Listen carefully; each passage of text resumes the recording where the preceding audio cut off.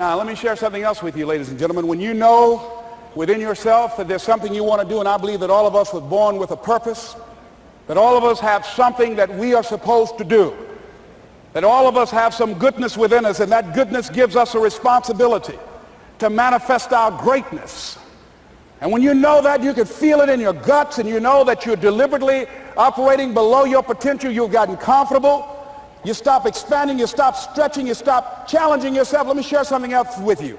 Not only is it possible for you to have your dream, but it's necessary.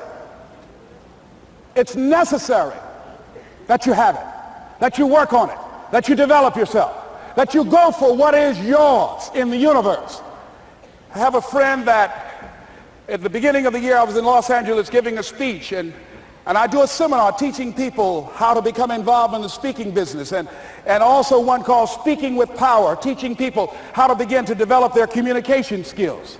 And this friend, I said, I want you to work with me. I called her up. She said, Les, are you sure I can do it? Sure you can. You have a PhD in communications. I don't have that. If I can do it, sure you can do it. In fact, I'm going to give you the support that you need. Here's what I realize, ladies and gentlemen. We only have enough energy to take us to a certain level. But it's necessary that we assemble ourselves with other people who share our vision, other people that can see it for us, to give ourselves a home court advantage.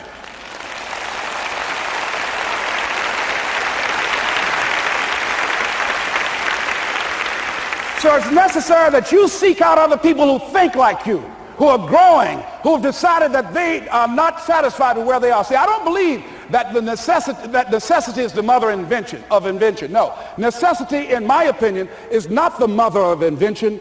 Refusing to accept things the way that they are is the mother of invention.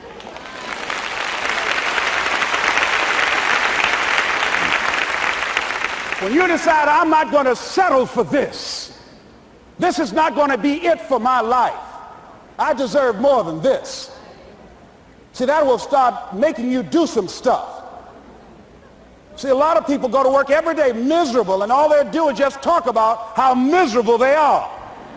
But they don't do anything about it. So I was telling her that I knew she hated her job with a passion. I said, you can do this. You got more going for you than I have going for me. And we've been going through this for years, ladies and gentlemen. She'd been to my seminar speaking for a living. She brought her husband, and that was one of the major problems that I realized that happened in her life. He couldn't see it for her. So you got to make sure that you have people in your life that can see it for you, that will encourage you. Non-affirming relationships can hurt you.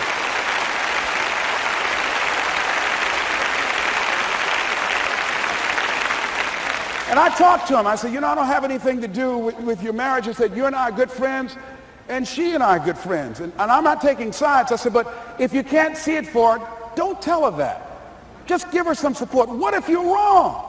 It's possible, man, that if I'm doing it, she can do it. Well, you're different. How are you going to tell me that? You've seen her speak. She's got great speaking skills. Don't underestimate her. You don't know. You got a great woman here. But you see, people who can't see it for themselves can't see it for you. He was happy.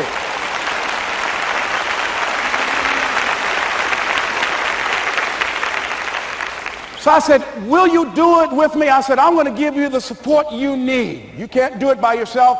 I will stand with you. She said, you will? I said, yes. I'm going to make you a part of my seminar. You'll do a part of it, and I'll do a part of it. Speaking with Power. She said, okay. 3 days later, ladies and gentlemen, I got an emergency call at my office. It was from her husband. He called and said, tell Les Brown that Marion is dead. I said, oh no. When I was flying there to go to the funeral, and I remember the last time that I saw her, and I had some of her papers that I had gotten inadvertently confused with mine, and I took them home. And I was searching through these papers to do one of her works. She was a prolific writer. And what got me, what was so sad that made me begin to cry, was that there were poems that she had started that were profound poems, great thoughts that she didn't complete. Plays that she had started that she didn't complete. See, that poem was given to her. I can't finish that for her, nor can you. That play, whatever the outcome that she had envisioned, that she had imagined, was given to her. Only her. And she's the channel that was going to come through. You are here, and you are the vessel, you are the outlet for the universe. That you've been selected. There's something for you to do. I believe all of us have some purpose for being here.